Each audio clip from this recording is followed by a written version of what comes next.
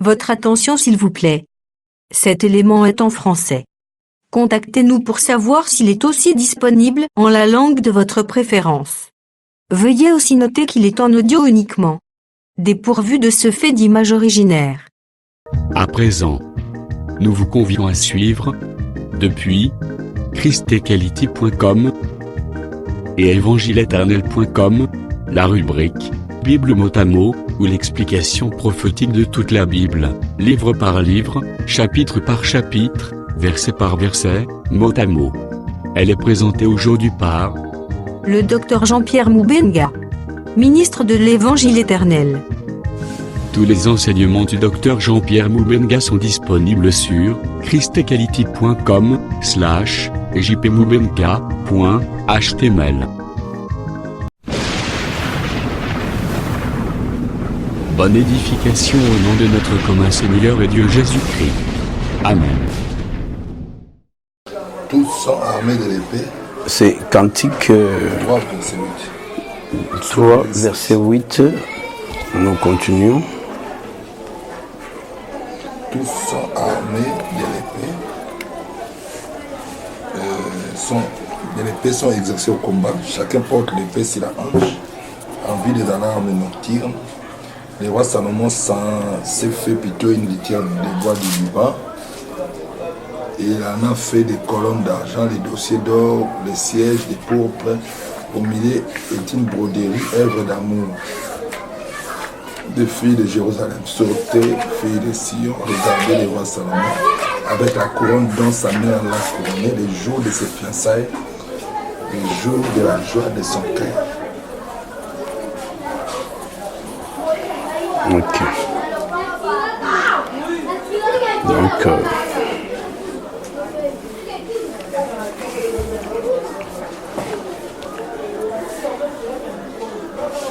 tous sont armés de l'épée, sont exercés au combat.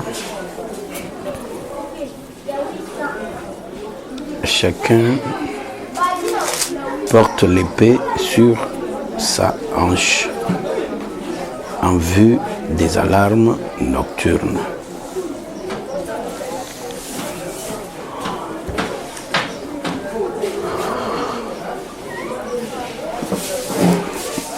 Ici, je crois que c'est clair également, sauf qu'on fait signe que l'épée ici, c'est une seule épée pour tout le monde.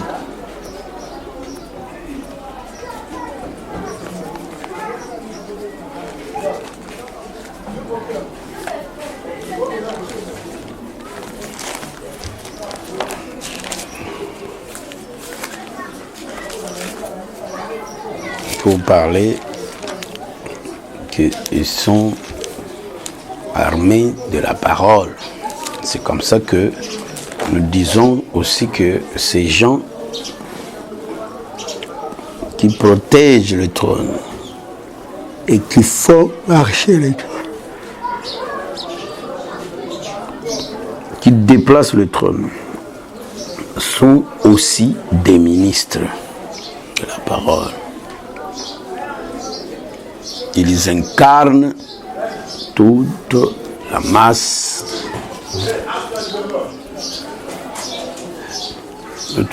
du peuple. Comme on avait parlé de l'ange de l'Éternel. Mais le message adressé à l'ange, c'est un message qui est adressé à l'Église, à toute l'Église. Vous avez dit qu'ils incarnent le peuple. Oui, ce sont des choses qu'on avait dit déjà la fois passée.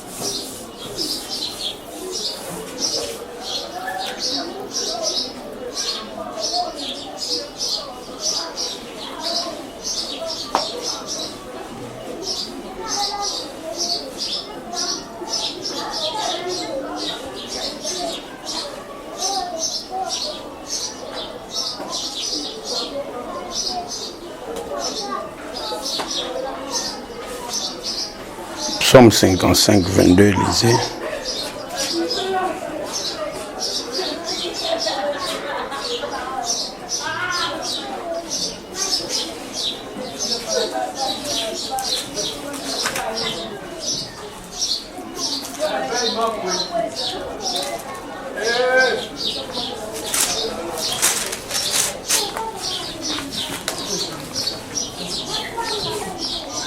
Sa bouche est plus douce que la crème, mais la guerre est dans son cœur.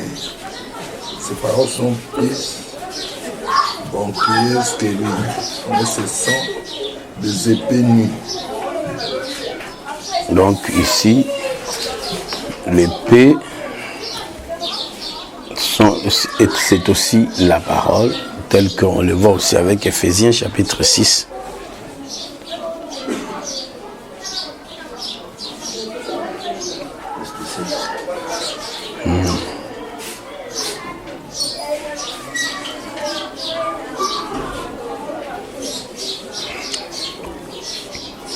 Hébreux 4, 12, tout ça, ça nous montre que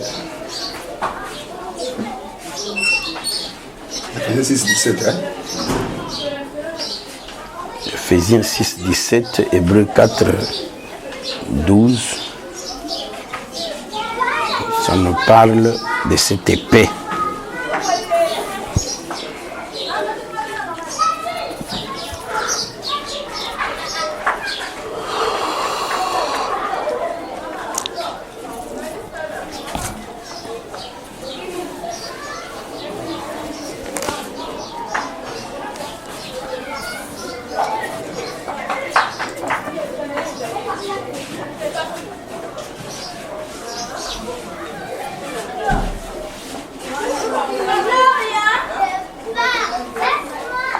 C'est le combat wana auquel ils sont exercés l'exercice militaire. Ndenge olobiti combat wana auquel ils sont exercés l'exercice militaire. Le combat, vous allez... Bon, c'est vous qui êtes un peu pressé parce que toujours que Nélé, par l'épée jusque-là, hein, vous êtes déjà au combat.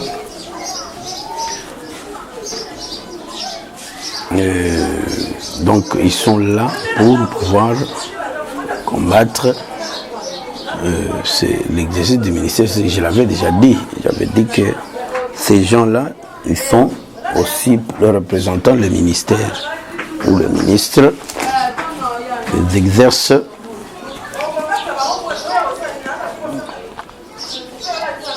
ils sont exercés au combat, tel que David le dit aussi.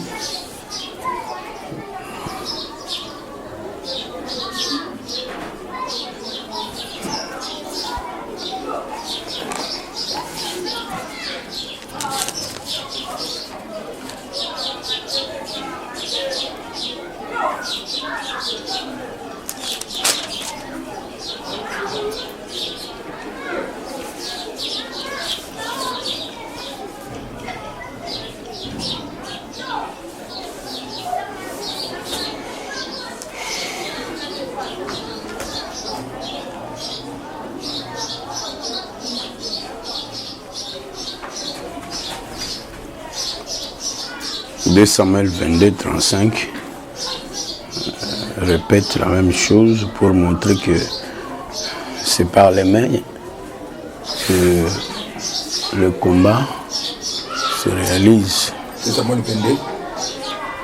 22, 35.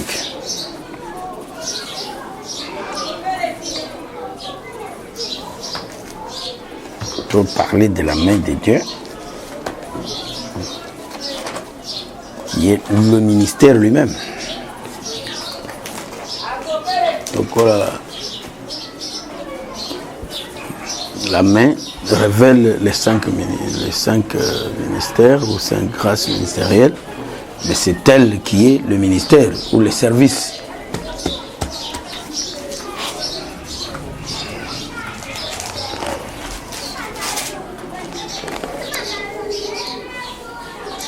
Lorsqu'on parlait d'Élie, le sacrificateur, lorsqu'on voulait lui arracher le ministère ou les sacerdotes,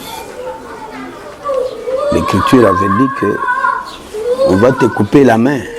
La main, là, ça représente le ministère ou les sacerdoces.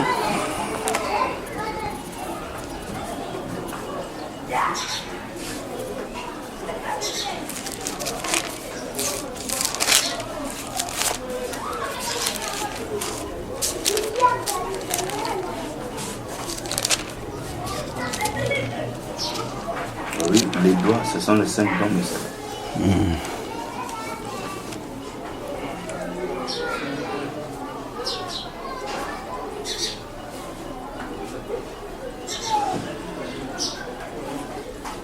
C'est le Seigneur utilise son doigt pour juger. Alors que la parole, lorsqu'elle vient, elle est un juge. En Égypte, les Égyptiens ont dit, ça c'est le doigt de Dieu, c'est un jugement. Et le jugement c'est fait par la parole. Donc, les juges, c'est le ministre.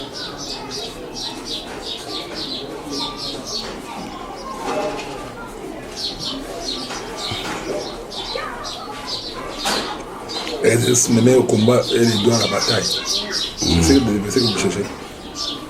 Ça, c'est ce que j'ai déjà donné. C'est... 1 Samuel 2 Samuel 22, c'est pas ça. C'est pas psaume 141. Mais ça dit la même chose. 2 Samuel, vous avez lu, ça dit quoi? 22, verset 31, si vous voulez. 35, lisez. 35.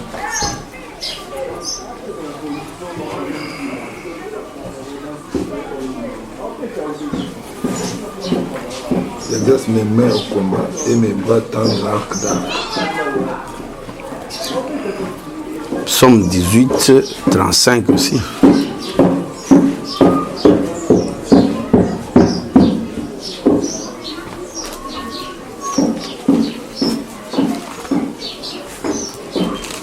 Psaume 18, 35.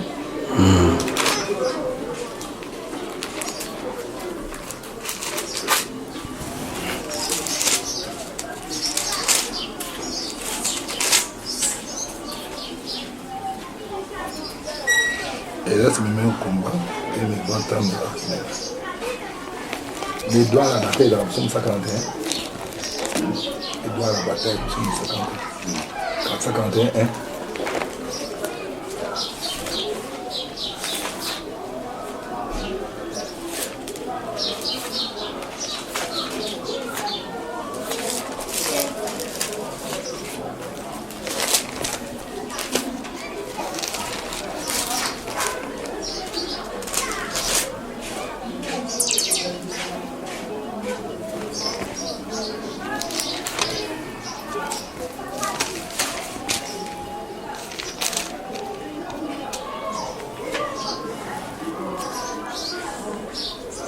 Psaume 141. Oui. Il y a mes doigts à la bataille. Psaume 141. 44.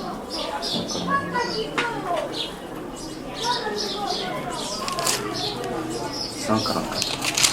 144 combien? Verset 2. 1 plutôt. Psaume 144, verset 1 également.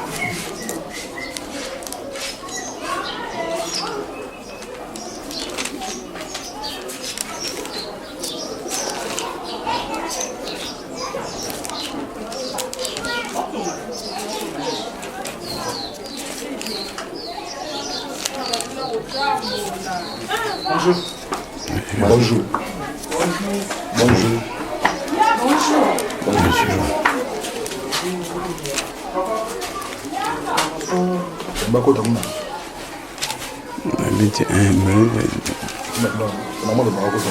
Je crois que donc c'est pour dire que c'est la parole de la vérité qui est annoncée.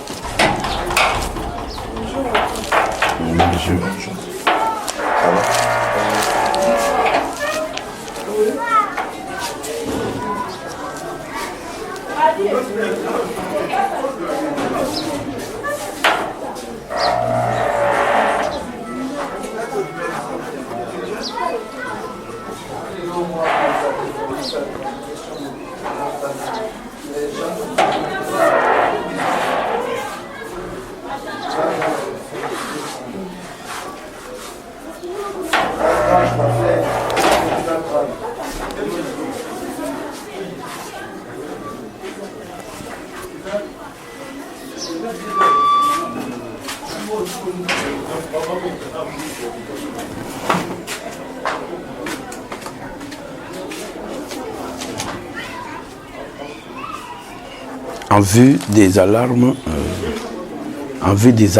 nocturnes.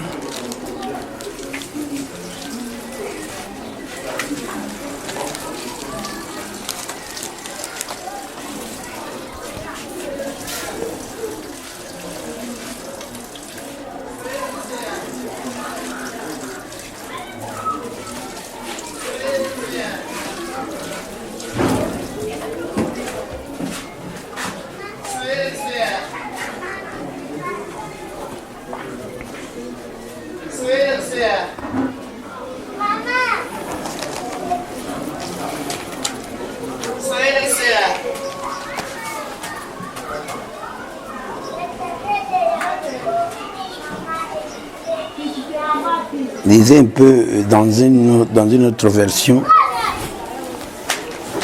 le Job 18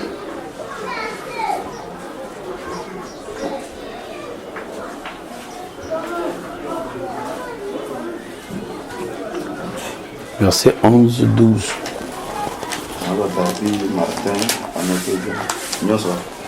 Ntanga na toyoka pona ka na version moko autant à de versions Job 18 11 12.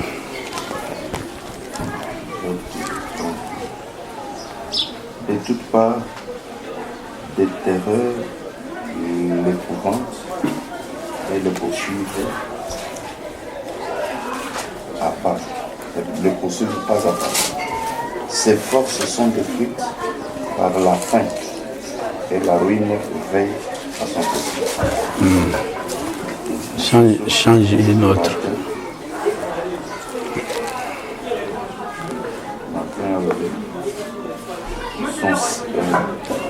Les terreurs la siégeront de tous côtés et les feront trotter ça et là. Il y a une version qui dit les sièges, les terreurs plutôt, l'alarme de tous côtés. Je cherche alarmé. De toutes parts, des terreurs l'alarme et les pousse ça et là. Voilà.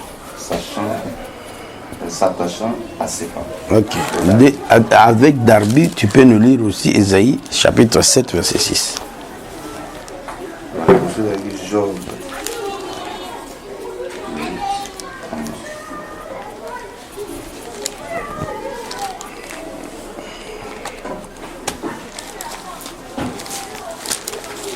Ésaïe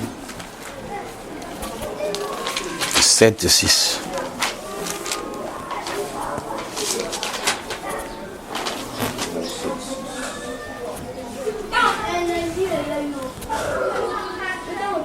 Montons contre Juda et jetons-y l'alarme.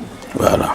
Et faisons-y pour nous une brèche et établissons au roi au milieu d'elle les fils de David. En effet, l'alarme, c'est la peur, la frayeur qui produit l'approche de l'ennemi. Pardon, l'alarme.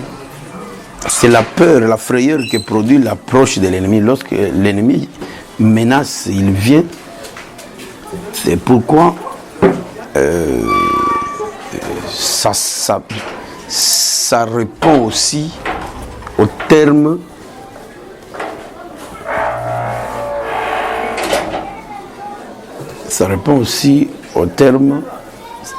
siège.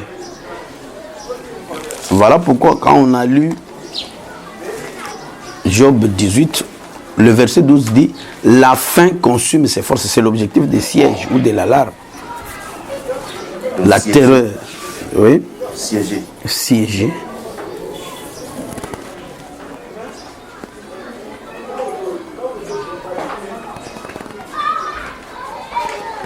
Bon, c'est pas siéger, c'est assiéger. Assiéger. C'est avec les A. Assiéger, c'est une technique militaire. La misère est à ses côtés. Donc, lorsque on a le truc à ses côtés, donc lorsque on est assiégé, on sent la terreur, on sent la peur. On voit que l'ennemi, bientôt, il fait assaut sur nous. Et ça, c'est l'alarme. Et ces alarmes sont dans la nuit. Alors, c'est aussi pour montrer le temps de la litière. C'est pendant la nuit. Et c'est cette nuit-ci, la nuit de l'église, où on parle, n'est-ce pas, de cette litière. La litière.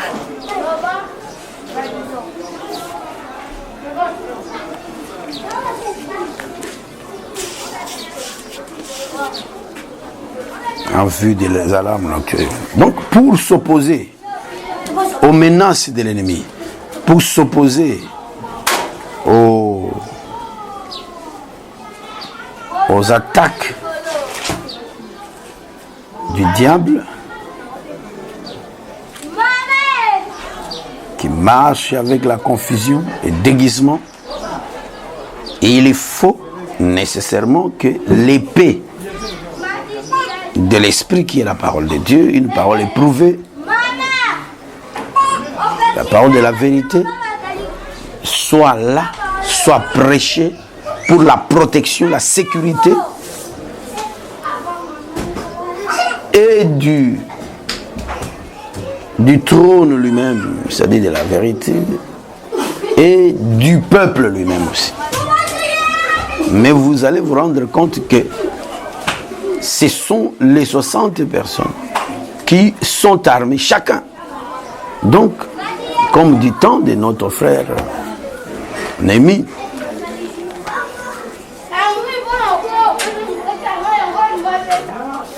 en son temps, lui qui était échanson,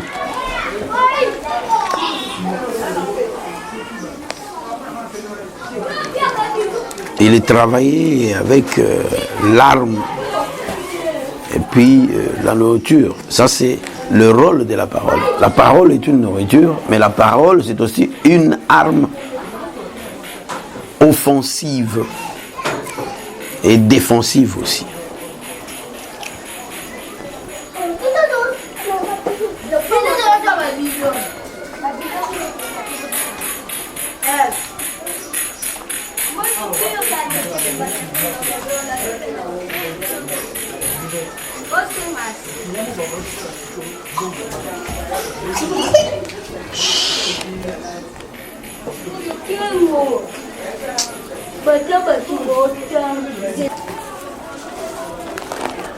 Donc, j'avais dit de lire Darby, n'est-ce pas, verset 9, ça entre aussi.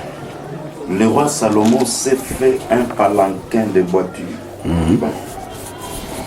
Il a fait ses colonnes d'argent, son dossier d'or, son siège de pourpre, son intérieur pavé d'amour par les filles de Jérusalem. Ok. Nous avons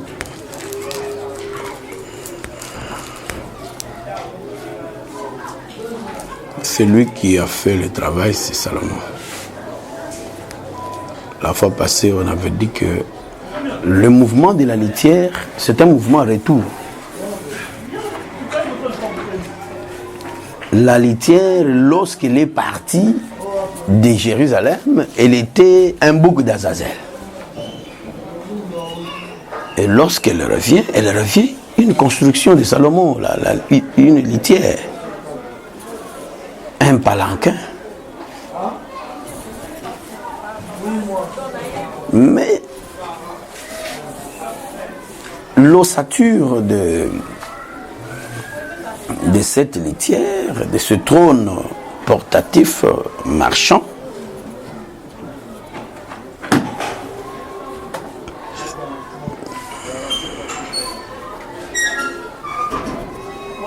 et des bois du Liban.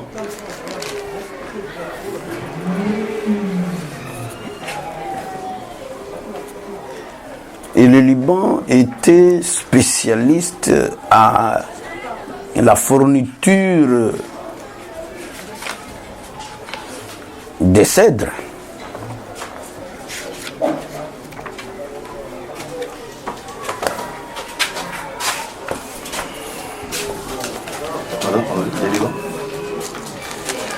Le Liban fournissait les cèdres, le bois qu'on appelle cèdre. La première qualité du bois dans l'étude faite par Salomon. Lorsqu'il a étudié le bois, la sommité du bois, c'est les cèdres. Et le pavé, le moindre de bois, c'est l'hysope. Les cèdres comme la tête, comme l'alpha, et l'hysope comme la fin, le plus petit. Donc le cèdre, c'est le plus grand également. Donc l'hysope, c'est l'oméga. L'oméga aussi.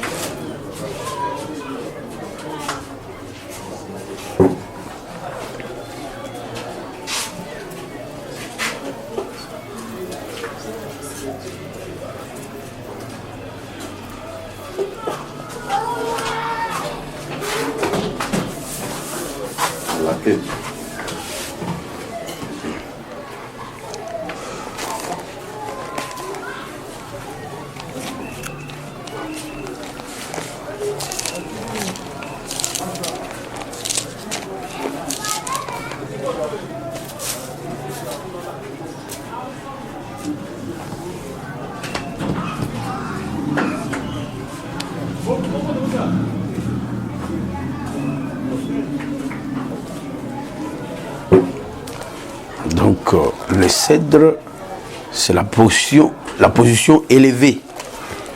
Zacharie chapitre 11, verset 1, 2. Vous pouvez le lire aussi.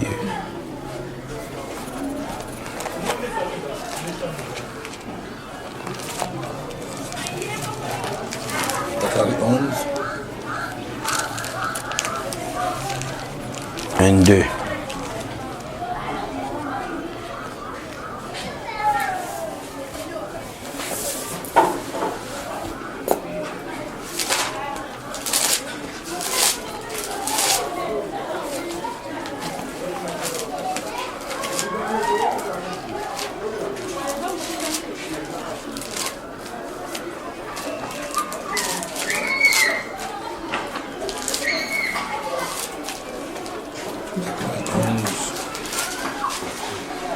Liban ouvre tes portes et que les fées dévorent tes cèdres.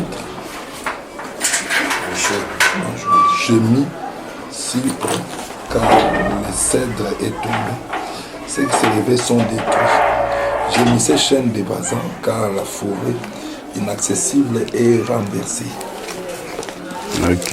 Même Ésaïe chapitre 2 verset 13, il parle toujours de la position élevée. C'est le cèdre. On l'appelle aussi cèdre du Liban parce que le Liban veut parler aussi de la blancheur, c'est-à-dire de la justice. Il produit des cèdres.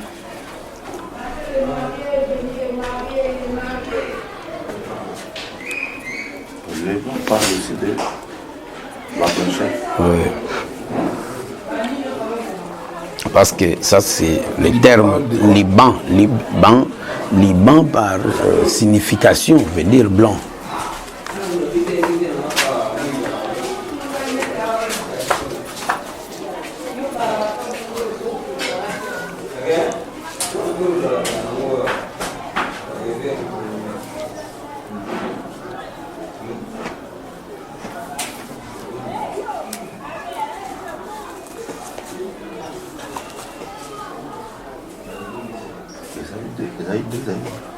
Ésaïe 2,13.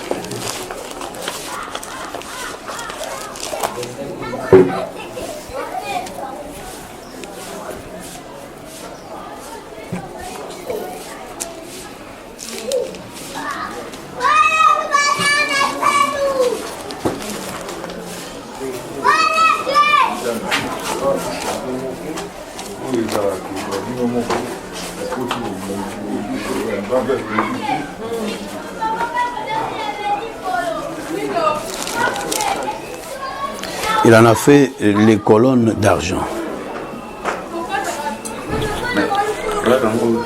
Le roi Salomon s'est fait litière de bois du Liban, c'est-à-dire Ça veut dire que le litière a été bâti, n'est-ce pas, il a été bâti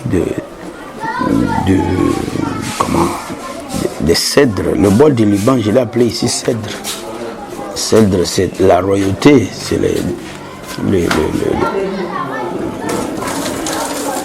la position élevée.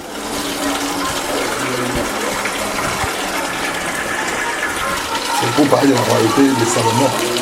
Le trône là, la litière c'est un trône, c'est la position élevée, c'est une montagne. La litière c'est un trône.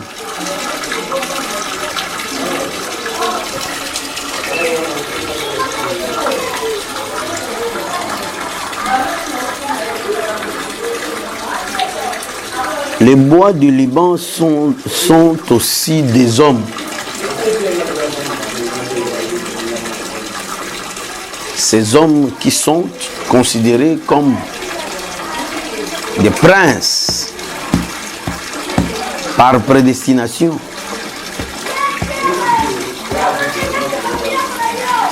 Parce que si on peut parler de ce qui est élevé, c'est d'abord le nom de Jésus. Et il y a des gens qui sont comme lui, élevés. C'est comme ça que Pierre a prêché, disant que Jésus était une pierre vivante et que les hommes qui construisent, qui forment le corps de Jésus sont aussi des pierres vivantes. Ces pierres vivantes sont comme les cèdres aussi.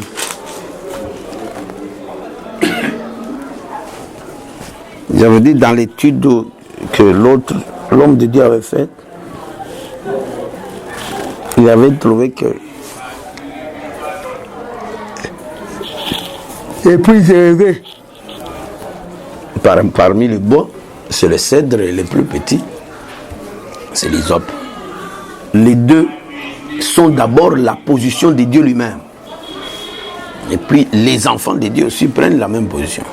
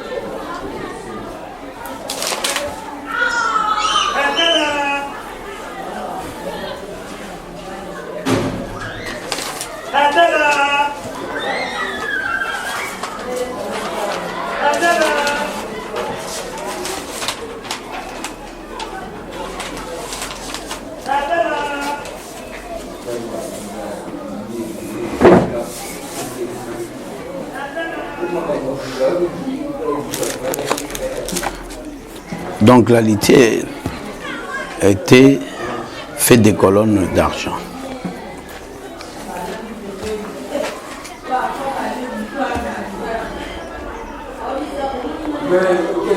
Dans les Écritures, les colonnes peuvent être au nombre de 7.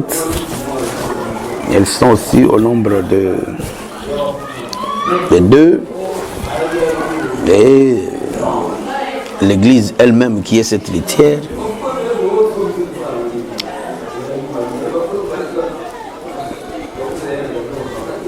c'est pour parler de la perfection. Oui, pour parler de la perfection, d'après la sagesse. L'Écriture dit que la sagesse a bâti sa maison, elle en a fait 7 colonnes. Proverbe 9. Proverbe 9. Proverbe 9, 1.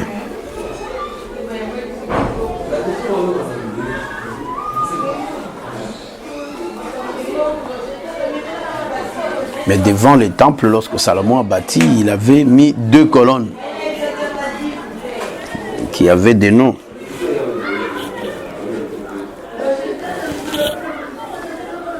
Paul, à son temps, il a aussi prêché.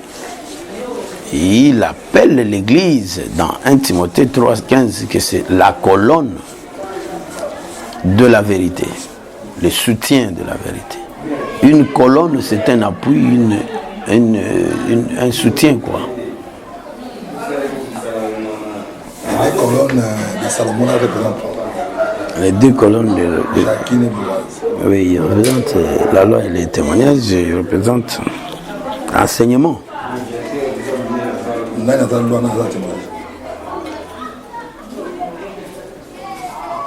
Il faut prendre les références, là, leur position. Ma petite confusion pour vous. Mais il faut voir la position des colonnes.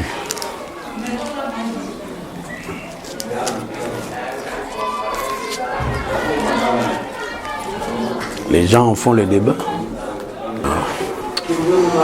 Donc avec 2 Chroniques, chapitre 3, verset 17, l'Écriture est claire que il dressa les colonnes sur le devant du temple, l'une à droite et l'autre à gauche. Et il nomma celle de droite Jacquine. Celle de droite, c'est elle qui s'est manifestée en puissance. Joachim lui-même appelé affermissement. Et celle d'à gauche, Bouze ou Boaz. Ce n'est pas parce que dans le livre de Ruth, il est dit que un tel est de l'autre côté et que Boaz était à droite, que partout ça doit être comme ça. Il faut tenir compte du contexte. Donc, c'est pour dire que j'ai donné également Jean 21 où on parle de la pêche miraculeuse et on voit que le filet jeté à droite produit 153 de poissons. Et ce qui veut dire que avant cela, on a pêché à droite, à gauche plutôt. Et la pêche d'à gauche qui représente le temps de Moïse, la loi, était comme ça. D'ailleurs, le filet d'à droite ne se brise pas, ne se rompt pas. C'est une parole éprouvée, une parole interprétée. On le voit également dans le livre de 1 Roi, chapitre 7, je crois verset 21, quelque chose comme ça. 1 roi, ce qu'il a lu là-bas, c'était 1 roi 7, 21. Vous parlez de 2 colonnes, hein? Salomon a dit. Les colonnes marchent avec les chiffres 2. Les colonnes marchent aussi avec les chiffres 7, comme on l'a lu, n'est-ce pas, dans Proverbe chapitre 9, 1. Là, c'est pour parler de la perfection. C'est toujours la parole. L'enseignement tel qu'il se donne.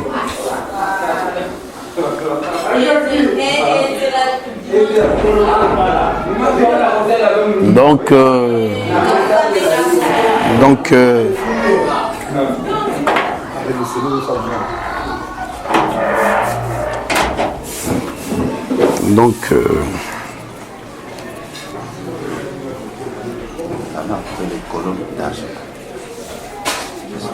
des colonnes d'argent.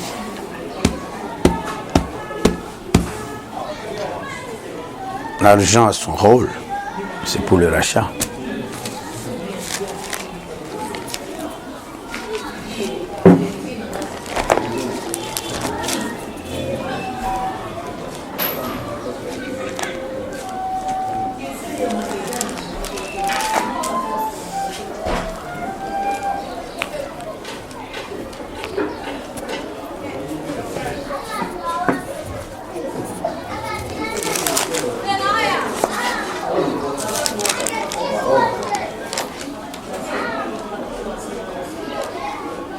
C'est aussi comme Proverbe chapitre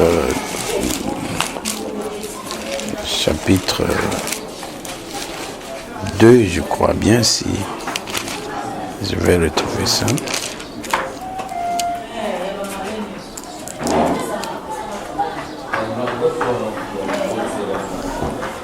Proverbe chapitre 2, verset 3-4, c'est verset 4, mais on peut commencer à 3.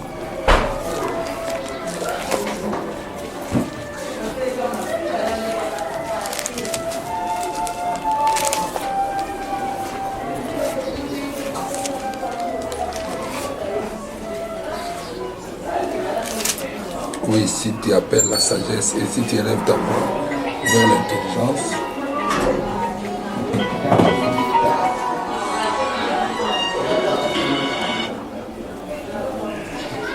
je n'oublie pas après. Si tu appelles, si tu appelles la sagesse et si tu élèves ta voix vers l'intelligence, si tu la cherches comme l'argent, si tu la poursuis comme un trésor, c'est tout, hein? 3-4. Alors tu comprendras la crainte de l'Éternel et tu trouveras la connaissance de Dieu. Psaume 12, 7 parle également de l'argent La parole comme un argent éprouvé comme étant la parole de l'Éternel.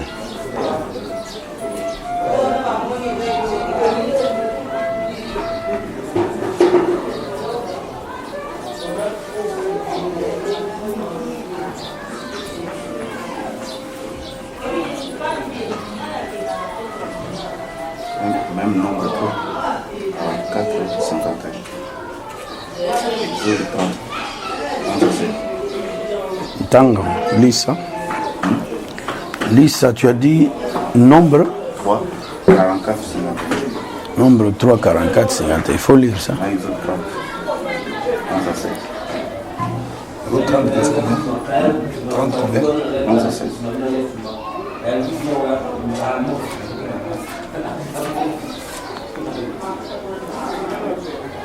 L'Éternel parla à Moïse et dit, prends les Lévites à la place de tous les premiers des enfants d'Israël, et détaille les Lévites à la place de leurs détails, les Lévites appartenant au l'Éternel. Pour les rachats de ceux de 273 qui dépassent le nombre de Lévites parmi les premiers des enfants d'Israël, tu prendras un cycle par tête et tu les prendras selon le cycle du sanctuaire pur de 20 guéras. Tu donneras l'argent à Aaron, à ses fils pour les rachats de ceux qui dépassent le nombre de Lévites. Moïse prit l'argent pour le rachat de et ce qui dépasse le nombre de l'argent par les Lévites. Il prit l'argent des premiers en Israël, de 365 cycles selon les cycles de Moïse donnant l'argent de l'achat à Aaron et à ses fils, selon que l'Éternel et ses fils. Ça va déjà. Alors que l'Éternel avait donné à Moïse. Le dossier est d'or. Donc, en bref, quand on vit, il en a fait le bonheur d'argent. Parce que là, au Pesca, La rédemption. Maintenant, c'est la rédemption. Nous avons dit que les colonnes elles-mêmes, c'est la parole. La parole est prouvée, mais qui fait quoi? Qui fait le rachat du peuple.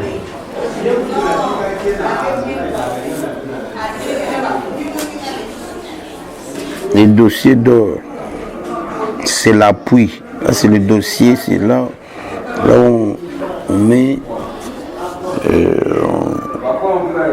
on s'appuie. Les dossiers jouent presque un même rôle avec les sièges. Le siège, on s'assoit et le dossier, on s'appuie. Pour la litière, c'est un trône qui est aussi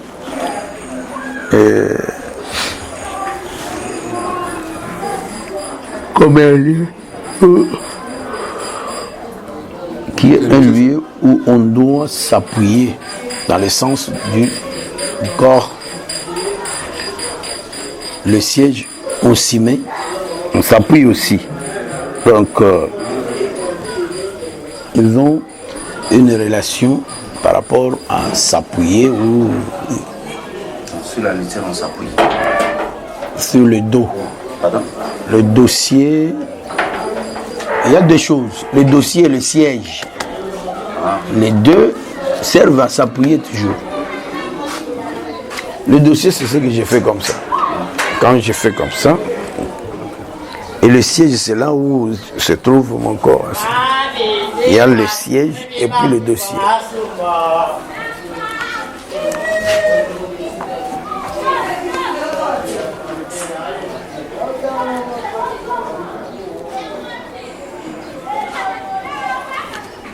Là, on parle de l'or, on parle de pourpre.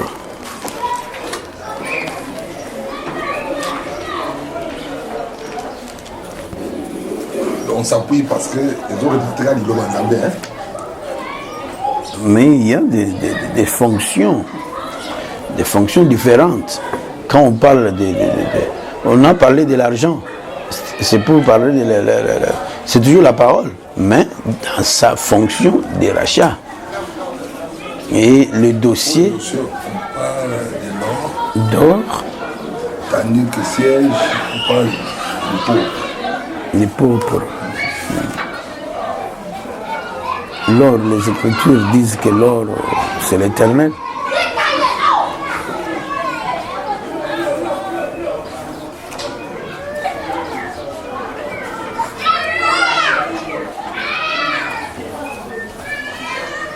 Le problème de l'or, c'est la facilité à prendre plusieurs positions. Il est malléable.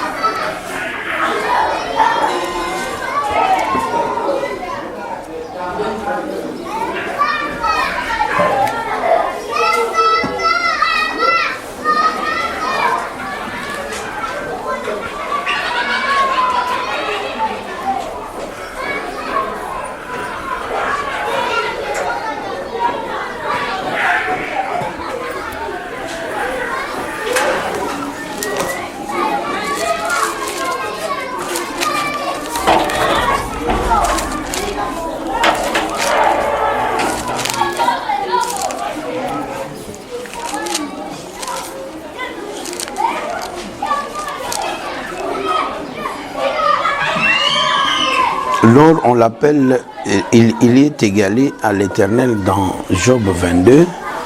C'est dans l'essence même du Créateur.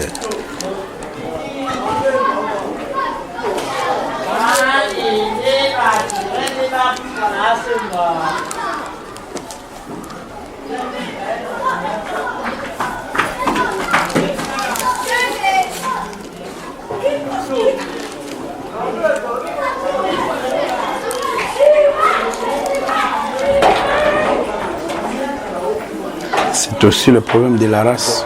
Job 22, combien? Job 22, Il faut voir. Là, on compare l'or avec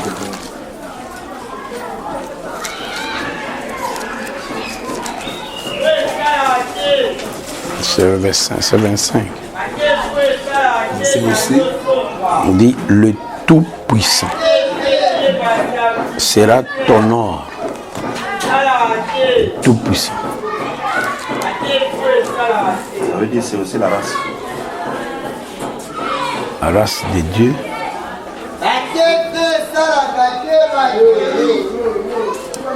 Acte 17 également.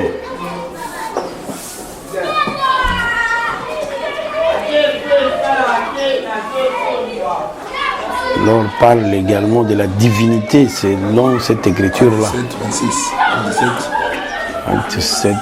7.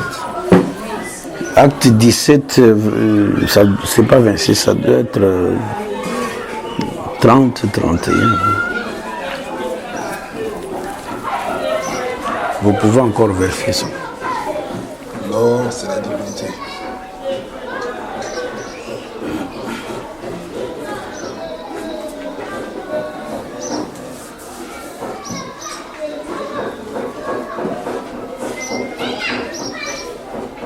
Acte 17, 29. Ainsi donc, étant de la race de Dieu, nous ne devons pas voir que la divinité soit semblable à de l'or, à de l'argent ou à de la terre sculptée, par l'art et l'industrie de l'homme.